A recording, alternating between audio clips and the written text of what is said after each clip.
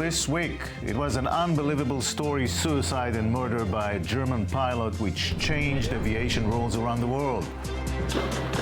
Saudi Arabia bombs the pro-Iranian rebels in Yemen with the help of 10 moderate Arab countries and the blessing of the United States. Obama and Netanyahu, espionage charges, threats, and a cold shoulder war. And Singapore mourns the death of its creator, Kuan Yew. These are some of the issues we'll touch upon this Sunday. And pleasure to have this Sunday Barbara Paul-Rome, Defense News Israel Bureau Chief, and Tal Shalev, I-24 News correspondent. Barbara, as they talk over there in Switzerland, the Middle East is on fire, literally. I mean, the Saudis are bombing the Iranian-backed militias in Yemen, problems in Syria, problems between Israel and the United States. What's going on? And it's hard to keep the adversarial lines and the alliances in mind here, because the sands are indeed shifting, Jacob. And one thing that is sort of a unifying element beyond that connects all these theaters is the perceived impotence of the United States. Of course, John Kerry is trying to exhibit as much leadership as possible, but the fact is that for the Saudis to galvanize a coalition of at least 10 Sunni Arab nations, and this is a Saudi monarchy now under completely new leadership, and it's a new age. We have the crown prince, a second crown prince, Mohammed bin Naif. He's 54 years old. We have the defense minister and the chief of royal court, who's not even 30. And these guys, this new leadership, is not willing to wait around for the U.S. to step in and block Iranian hegemony. Where's Israel in all of this? Well, I think, first of all, the Israeli Prime Minister is very happy to say, whoever wants to hear, I told you so, exactly. Yeah. Netanyahu has been warning that the whole Arab Spring might turn into a regional upheaval, and finally his predictions are actually coming true. At the same time, Israel is concerned about what is happening in Geneva, is of course concerned from the U.S. impotence, as Barbara named it, but Israel, regarding Geneva, still thinks that there's three more months until Iran reaches a comprehensive deal with the P5+1, and they're hoping actually that if now there is a weak framework agreement, it will help them work with Congress to jeopardize the comprehensive agreement, which deadline is the end of June. But Israel still claims forcefully that Iran is going to be a threshold nuclear superpower very soon, and there's not going to be a year gap, as Obama said. Well, the time and the quantity, of course, differs from different intelligence agencies around the world. Not even the Americans and the Europeans necessarily agree upon it. But definitely the deal that is emerging in front of our eyes, whether it's good or bad, it has one meaning. It does give international legitimization to Iran becoming a nuclear threshold state, something that it did not have until now, and that is Israel's main concern. Ladies, I thank you very much. Thank you. Dr. Dori Gold, former Israeli ambassador to the UN and one of Netanyahu's closest advisors and confidants, is joining us now. Thank you very much. My pleasure. As Israel's UN ambassador, formerly, what is your take on the latest threats by the Obama administration to stop supporting Israel in international forums? Well, actually, we've had understandings with a number of U.S. administrations exactly on that topic. Some of this goes back decades to a memorandum of agreement between Henry Kissinger and Yigal Allon, which spoke about that the United States would not allow and would not support any effort to undermine the core resolution of the Arab-Israeli peacemaking, UN Security Council Resolution 242. That was a binding agreement between the United States and Israel, and it would be hard for me to imagine that the United States would try and withdraw from those commitments. But they say so. So you can't imagine the United States not vetoing a Security Council resolution regarding a Palestinian state, for example? Well, it's hard to imagine, especially if the substance of the resolution has matters relating to Israel's future borders. For example, if it contained phraseology such as the border between the Palestinian state and Israel will be the pre-67 line with land swaps. The whole intent of our past agreements with the Palestinians, the Oslo agreements from '93, but particularly the '95 interim agreement, was to have a negotiation between Israel and the Palestinian side to determine the various aspects of a permanent status agreement. That includes Jerusalem, refugees, security arrangements, and borders. So if you have a UN Security Council resolution that predetermines what the borders of a Palestinian state would be, and you don't arrive at those borders through negotiation, you're in direct conflict with an Israeli-Palestinian agreement signed in the White House by Yitzhak Rabin and Yasser Arafat in the presence of President Bill Clinton, who also signed the agreement as a witness. The mere fact that we are even talking about it, aren't you troubled that we have reached this point in U.S.-Israeli relations? You know, you have to understand why this has occurred. Many people try to understand diplomacy, international relations between countries as interpersonal relations. I've heard so many people say to me, well, why don't they just sit together, I'm talking about President Obama and Prime Minister Netanyahu, and have a good dinner?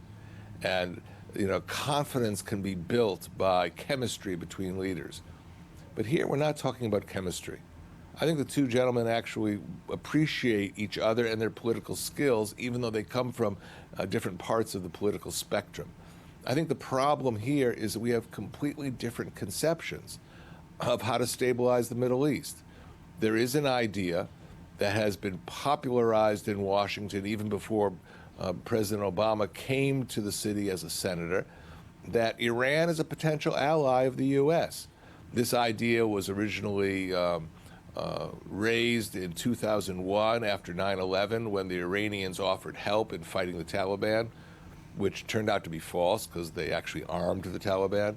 And the second was in 2003 when the Swiss ambassador to Tehran relayed a fax to Washington saying that the Iranians were prepared for a grand bargain.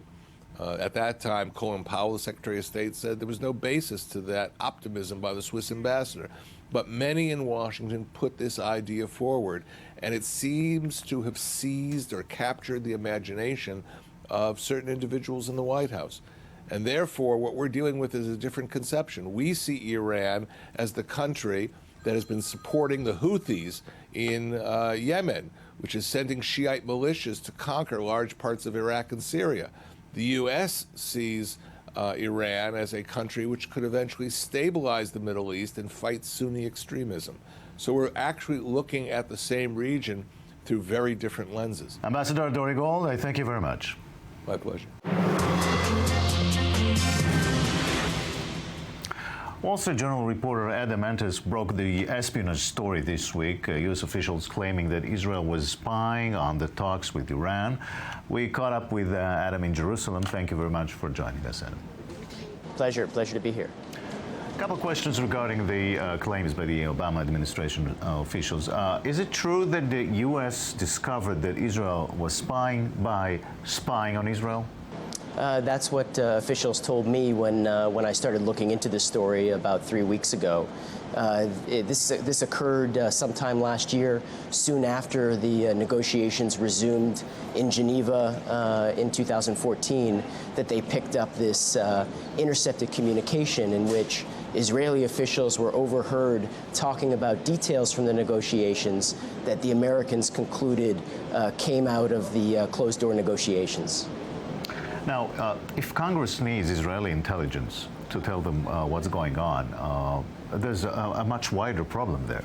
Yeah, I think, from the perspective of the Israeli government, obviously the Iran issue is existential.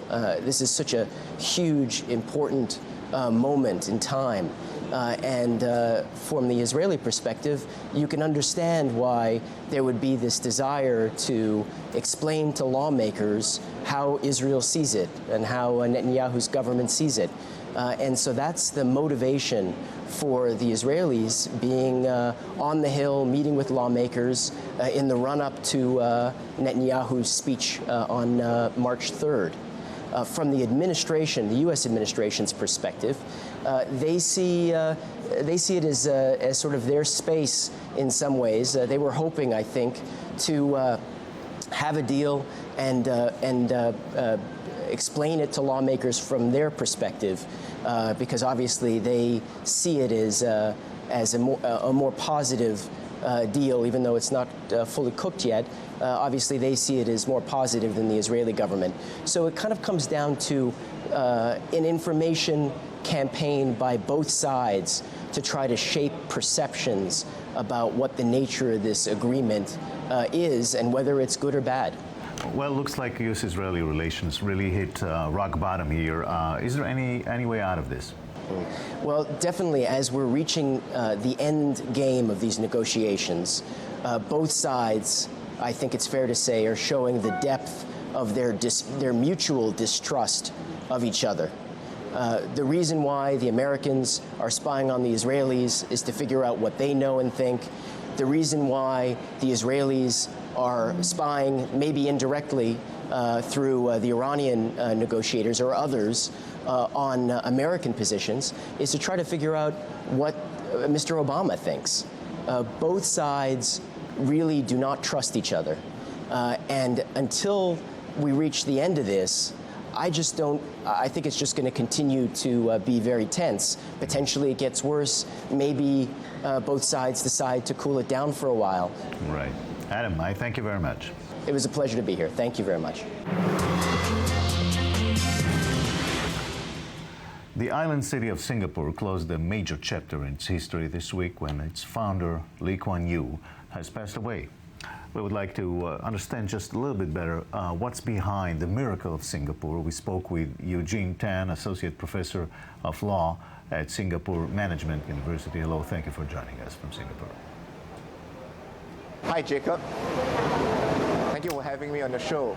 Please describe to us the magnitude of admiration to Lee Kuan Yew in Singapore.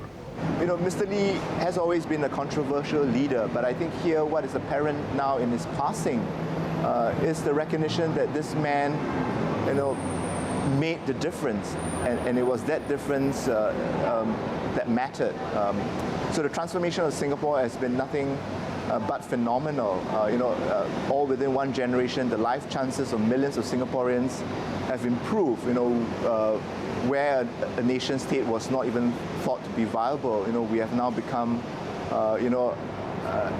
very much a respected member of the international community. But within the expressions that we are seeing, we're also seeing that expression of gratitude and appreciation for all that Mr. Lee has done. The amazing success story of Singapore also came with a prize, freedom of speech, to name one.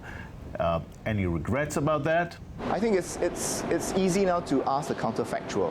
Whether things would have been different if Mr. Lee had been had allowed for more political freedoms. What is interesting for me, at least, is that the fact that we are now able to ask this question, and this question is being asked by Singaporeans themselves, points to you at the tremendous progress that has been made, in terms of peace, prosperity, and stability. That we are now in a very comfortable position of being able to ask, what if we had taken the path that was not taken? Things are changing even as we speak, simply because the population is very different today, and we have become a lot more comfortable in terms of our diversity, and there are certain norms that are very well established in terms of how do we deal with the sensitive issues of race, language, and religion. But it must be said that we will never be like a Western liberal democracy, and it's not because the government doesn't want that. I think it's also because Singaporeans recognize that that is not the way for us. There was also some paranoia, if you will, in the process of building Singapore with huge military investments. Who is Singapore afraid of? Well, of course, when we talk about the development of the military, Israel did play a role. No country wanted to help Singapore establish its armed forces, but Israel very generously provided that support. I think we are surrounded by much bigger neighbors, who see our success also perhaps as an indictment of their system of governance, or at least for some of their leaders. And so it is important for Singapore, to have a a strong defense, so that no one takes us for granted. But it's also with that strong defense that enables foreign investors to have confidence investing in Singapore, because they know that their investment, their assets, are safe and secure. We are not free of our vulnerabilities, even with a very strong defense. But it would mean that any countries with any ill intent will have to think very hard, because our military is not a force to be taken lightly. Professor Eugene Tan in Singapore, I thank you very much. No, thank you for having me on the program. And this has been The World This Week. We'll see you here next Sunday. Have a great week.